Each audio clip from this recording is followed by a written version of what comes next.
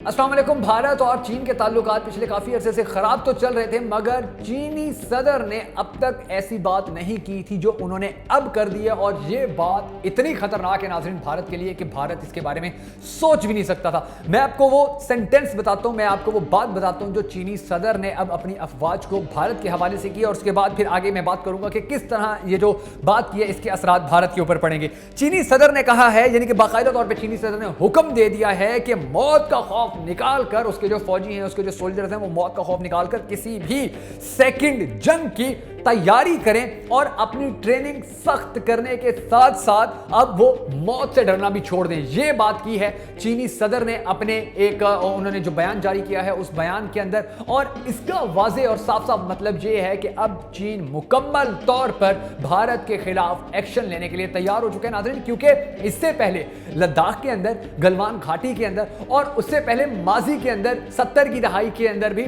चीन और भारत के जो ताल्लुकात हैं उनमें कशीदगी आती रही थी, मगर किसी चीनी सदर ने यह बात नहीं की थी जो अब चीनी सदर ने बात की है। किसी चीनी सदर ने यह नहीं कहा था, कहते तो रहते हैं कि हम आपका मुकाबला करने के लिए तैयार हैं, या अगर जंग हुई तो हम आपको मुंह तोड़ जवाब देंगे। ये तो हर मुल्क अपने दुश्मन को कहता रहता है, मगर चीनी सदर ने कभी भी इस तरह ये अल्फाज नहीं अदा किए थे कि अब आप लोग बाकायदा तैयारी शुरू कर दो, और इस तैयारी के बाद ये तैयारी इतनी सख्त हो कि अब आप अपने दिलों से मौत का खौफ भी निकाल दो। लाजमी बात है, जब मौत का खौफ निकालने का किसी को कहा जाएगा तो उसका मतलब यही है कि अब उसने या मरना है या मार देना है। और अगर हालात देखे जाए नाजरीन, तो भारत जो है वो बाज बिल्कुल नहीं आ रहा है पाकिस्तान के साथ पंगे लेने से, वो बिल्कुल बाज नहीं आ रहे हैं। गलवान और गलवान घाटी के अंदर, लद्दाख के अंदर वो चीनी अफवाज के साथ जो झड़पें हैं वो करने से, या चीनी अफवाज को डिस्टर्ब करने से, या उनके लिए परेशानी का सबब बनने से। अब तक जो हालात और जो वाकयात सामने आ चुके हैं उनमें हमने यही देखा है कि जिस तरह चीनी फौज ने भारतीय अफवाज को जूते मार मार के गलवान घाटी से निकाला, लद्दाख से निकाला,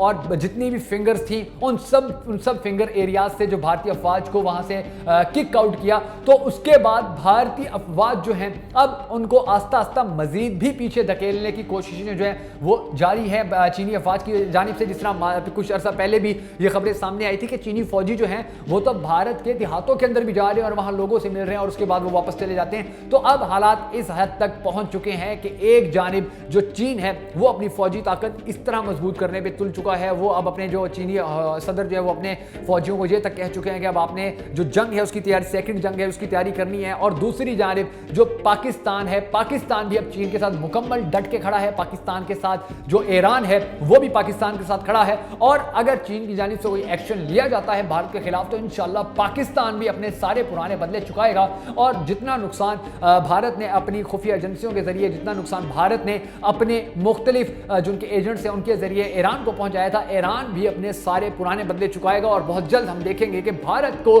चीन की मदद से पाकिस्तान और ईरान किस तरह जूते मारते हैं।